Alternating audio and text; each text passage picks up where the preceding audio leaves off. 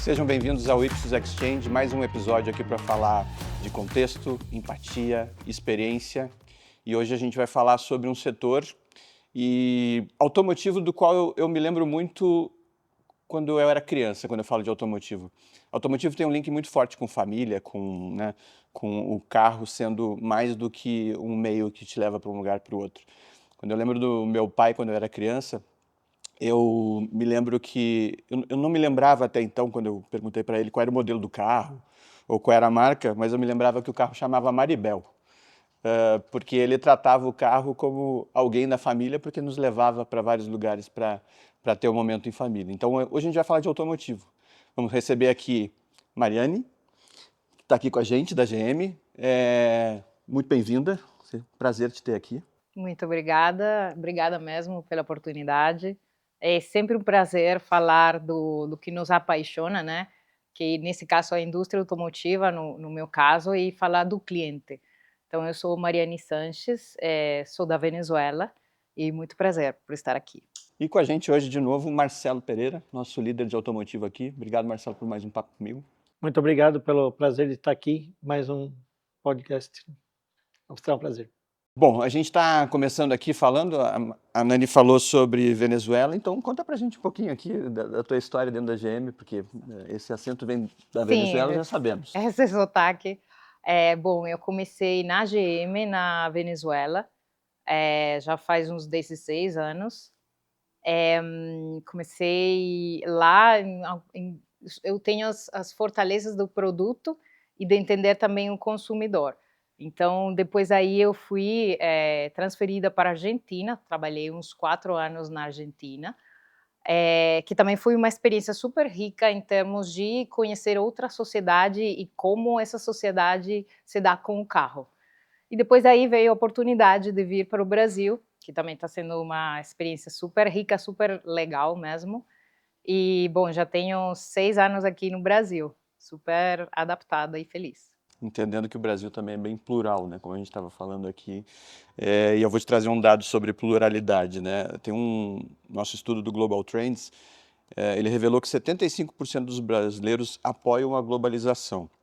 E tem um outro lado que o nosso Ipsos Mobility Report de 2026, ele traz para a gente um dado que 43% dos proprietários afirmam que seria impossível viver sem o carro hoje. Então tem um brasileiro apoiando muito a globalização, aceitando marcas novas e assim por diante. Ao mesmo tempo, tem um percentual bastante considerável ainda que acha impossível viver sem carro, né? Então, a primeira pergunta que eu trouxe para você aqui tem a ver com essas alternativas globais, com novos entrantes, e aí, diante disso, a gente vê um brasileiro que está apto a testar novas opções, novas marcas. E como é que a GM usa a sua reputação para competir dentro desse mercado com o que está acontecendo? Sim. Olha, nesse sentido, eu também gosto muito da história da indústria automotiva e minha experiência, ter passado por esses países tem me ajudado a saber ler essas tendências, né, saber, entender ou tentar, né. Essas disrupções no mercado não é a primeira vez que acontece, né, já aconteceu com marcas japonesas entrando nos Estados Unidos, com as coreanas logo depois, nos anos 90, 2000. Então, assim, não é uma coisa super rara na indústria automotiva, já é uma coisa que aconteceu de ter marcas novas, de ter, muita concorrência, e essa pluralidade é boa no final para o consumidor, porque só faz que a concorrência seja mais forte e melhora, no final, a entrega, que em termos de produto que a gente dá para o consumidor. A gente tem na GM aqui no Brasil temos, já mais de 100 anos, então temos uma conexão histórica com o país e com o consumidor. E nesse sentido, as marcas que ficam são aquelas que conseguem, né, oferecer rede, confiança no consumidor. E a gente acredita, como GM, que a gente tem oferecido isso, aos nossos consumidores, continuamos investindo e continuamos, né, entendendo, o que o cliente está querendo, no sentido da eletrificação, novas tecnologias, toda a experiência de mobilidade, elevada para esse consumidor que já tem confiança na gente. E aí a gente tem um consumidor, né, Marcelo, que acaba sendo, com tanta opção, me parece que a gente tem um consumidor mais exigente hoje, né? Na ponta, o que a gente percebe nos nossos estudos se esse nível de exigência ele acaba mudando o comportamento, se afeta a relação com a concessionária, com a marca, com pós-vendas e assim por diante, como é que você vê isso? Não, certamente afeta, como bem a Mariane colocou, são movimentos que nós vemos em ciclos, né? Então, quando, mesmo no Brasil, as newcomers chegaram, elas também trouxeram essa primeira onda no mercado brasileiro de uma maior oferta de produtos diferentes das marcas tradicionais que nós tínhamos no Brasil. E naquele momento, o que o consumidor passou a ter muito mais com acesso às informações na internet é buscar pesquisar sobre os produtos, comparar os produtos, e eles chegavam até o vendedor na concessionária muito mais preparado, ele conhecia muito mais o produto que ele estava buscando, mas ele conhecia também muito o concorrente. Então, ele conseguia dialogar com o vendedor até muitas vezes mais preparado do que o vendedor. Hoje, o processo evoluiu mais um nível, né? Ou diríamos mais do que um, porque você tem hoje toda a inteligência artificial, que também te ajuda nessa busca, e você tem essa grande quantidade de marcas que chegaram nos últimos 2 anos e meio, 3 anos, grande parte delas chinesas. Então, o cliente hoje, ele entra numa inteligência artificial e ele pergunta, ele coloca para a inteligência artificial quais são as suas necessidades e quais são os produtos que melhor se encaixam para ele. E ele tem esse retorno. Então, quando ele vai discutir hoje com um vendedor, ele está muito mais preparado que há 10 anos, né? E ainda mais ele tem uma pluralidade de opções que faz com que essa conversa com o vendedor ela se torne super qualificada. E pelos dois lados. Pelo lado do dealer, que tem que formar bem o vendedor, e do lado do cliente, que ele já não é mais um cliente tanto de impulso. Ele já é um cliente que ele sabe o que ele está buscando. Então, isso realmente é uma mudança de cultura e os estudos mostram que isso já não é mais um movimento, ela é uma realidade e faz parte do dia a dia de todas as marcas. Pegando esse teu gancho de tecnologia, a gente falou aqui, 43% dos brasileiros considera impossível viver sem o carro, né? Como proprietário do veículo, porque a gente não necessariamente, se eu não tiver o carro, eu preciso do carro também para me locomover, né? Mobilidade que a gente está falando aqui. E aí, esse é um ponto, Nani, que eu queria trazer, mas mais fortemente do que o Marcelo está trazendo aqui sobre tecnologia, isso, obviamente, deve interferir nos investimentos, nas estratégias da GM, né? Então, queria que você trouxesse um pouquinho o teu ponto de vista sobre esse consumidor hoje, sobre o momento que a gente está passando e como isso influencia nas estratégias e desenvolvimento da GM. Sim, bom, assim, a gente fala do futuro da mobilidade, eu acho que já a gente está vivendo um pouco desse futuro da mobilidade, vamos falar, dependência do carro, do 43% que você menciona. No geral, a gente teve um aprendizado bem interessante quando estávamos estudando, a gente teve o lançamento do Sonic, né, faz algumas semanas, e estávamos estudando esse cliente, e era bem interessante, o carro agora, é como você falou, sempre forma parte dos eventos da vida de algumas pessoas, né, ou da maioria dos clientes. Então, falando com esses clientes target, né, potenciais, eles falavam que a vida são um pouco diferentes no sentido da agitação dessa vida que eles têm, do dinamismo. Aí eles falavam: o meu carro é uma ferramenta para eu conseguir ter essa dinâmica de vida que eu tenho. Então, vira como um instrumento agora, é um instrumento para fazer essa vida onde ele integra, ele pode ter várias mobilidades, ele vai de metrô, mas ele continua tendo o carro como parte importante, central nessa dinâmica de vida. Então, nesse sentido, a gente pensou nesse cliente, pensamos no Sonic como uma solução para esse tipo de clientes. Também, em termos de eletrificação, A gente acabou de anunciar mais um investimento no Brasil, trazendo novas tecnologias para, né, continuar elevando o portfólio que estamos oferecendo, o leque de opções que estamos oferecendo para os nossos clientes. Bom, a gente tem uma jornada ali, você entendeu o consumidor, a gente foi lá, conseguiu vender o veículo e a gente do lado de cá também tem um setor de automotivo, trabalha muito na jornada no pós-venda, né? E aí, Marcelo, eu queria que você compartilhasse com a gente um pouquinho sobre quando eu tenho um sonho, vou lá, compro meu veículo, eu tenho ali a jornada, depois eu tenho a necessidade de tratar aquele carro no dia a dia, né?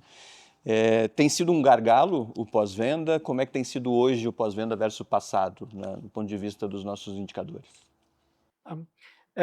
Em cima dos estudos sindicalizados que temos, que acompanha esse movimento do mercado, né, o que só se reforça é que o pós-venda ele continua sendo um ponto importantíssimo na jornada de fidelização desse cliente à marca, né? A partir do momento em que esse cliente ele tem um atendimento, ele tem um agendamento muito fácil, muito prático, seja através do WhatsApp, porque hoje o WhatsApp ele virou uma ferramenta de negócio dentro das concessionárias, para fazer agendamento, para poder tirar dúvidas.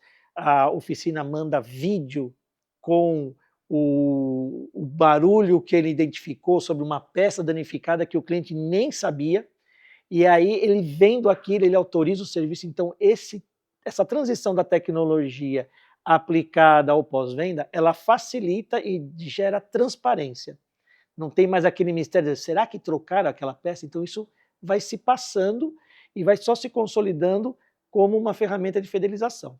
O que o pós-venda ainda tem muito a contribuir é que nesse processo de eletrificação ele traz uma complexidade e uma maior dependência do cliente frente às montadoras, porque essa tecnologia ela requer equipamentos especializados, ela requer processos dentro da oficina diferentes, e ela tem uma questão de trabalhar com alta tensão, né, dos veículos eletrificados e híbridos, que também gera uma questão de risco humano nessa operação.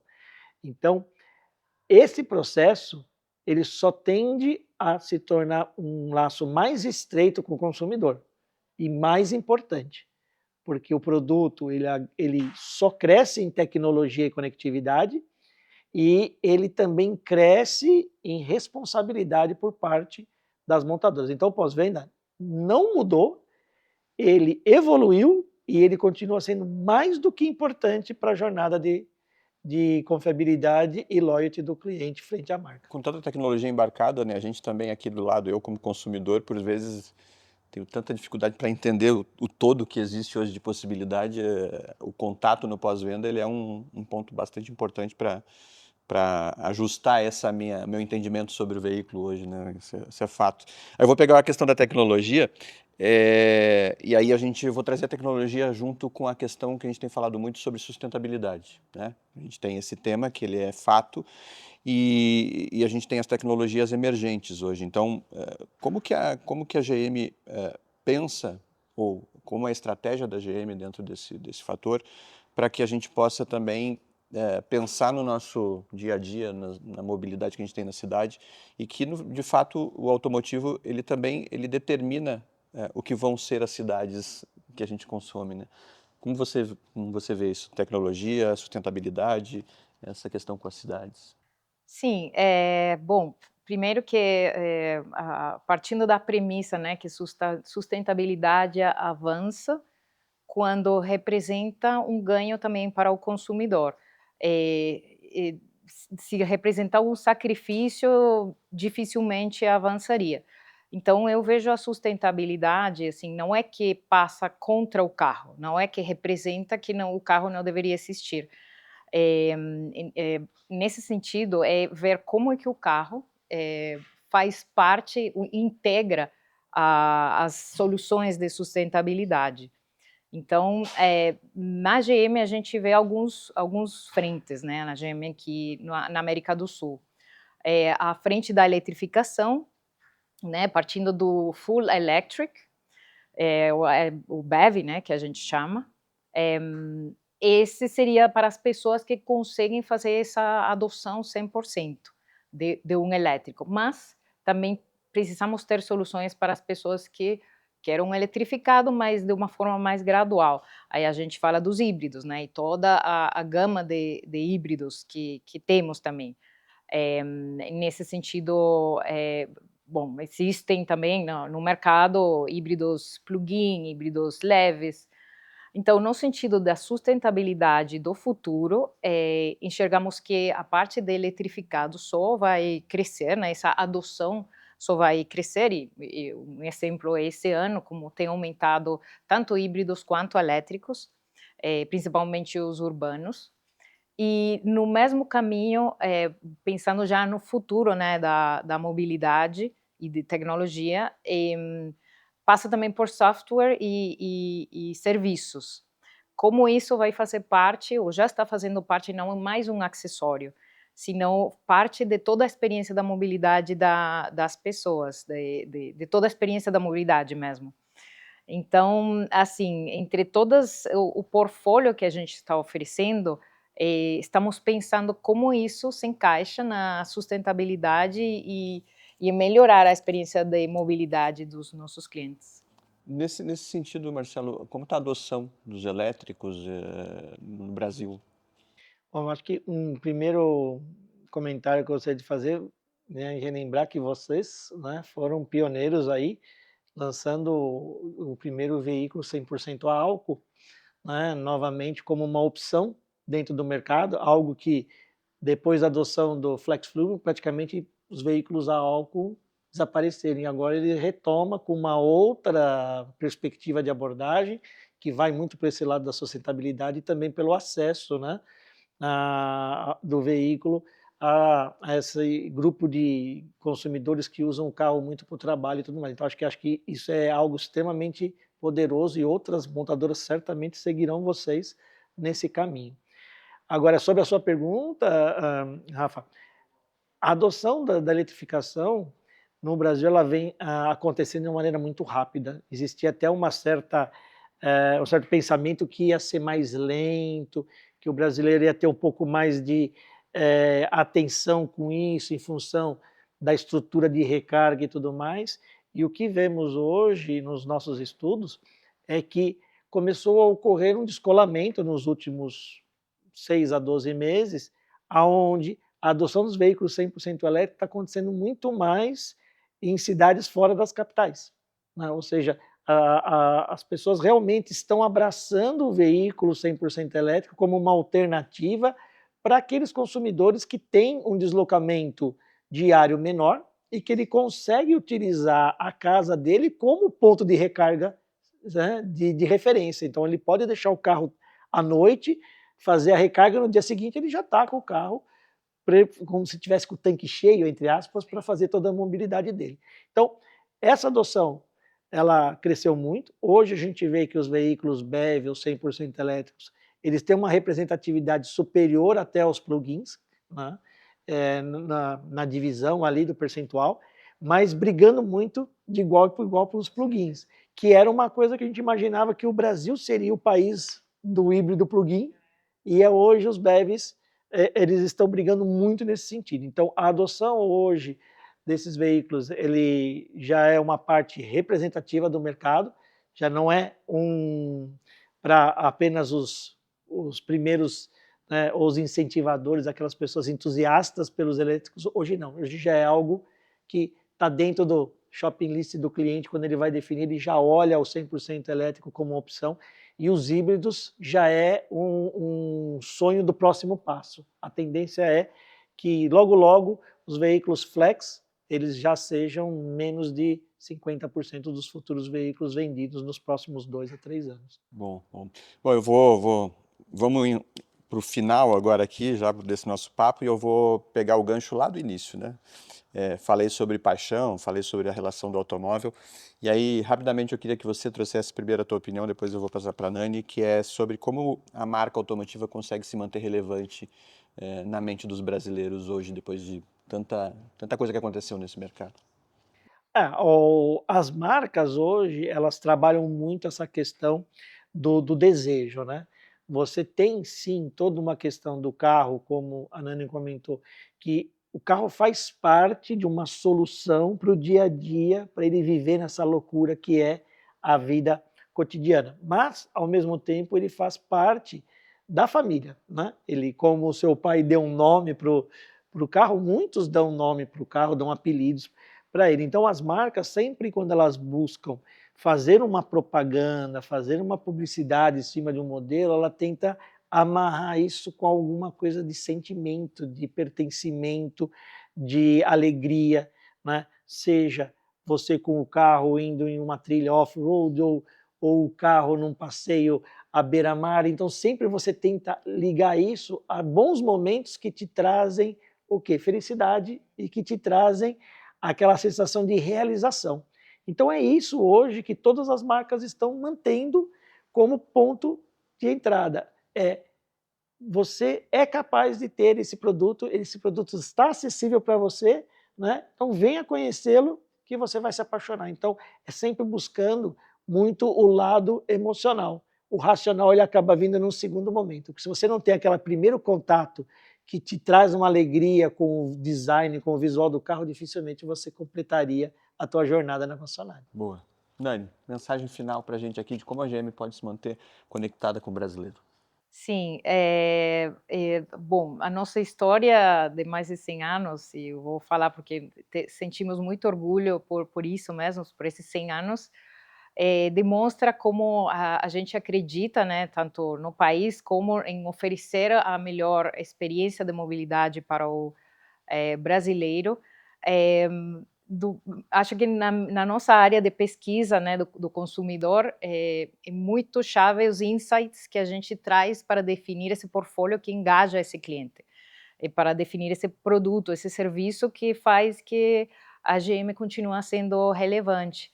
E nesse sentido, mais uma vez, né, oferecer o que as tendências e que o cliente e as sociedades como estão mudando, estão buscando. Então, diretamente escutar o cliente e estudar muito bem as tendências que estão acontecendo também no mundo.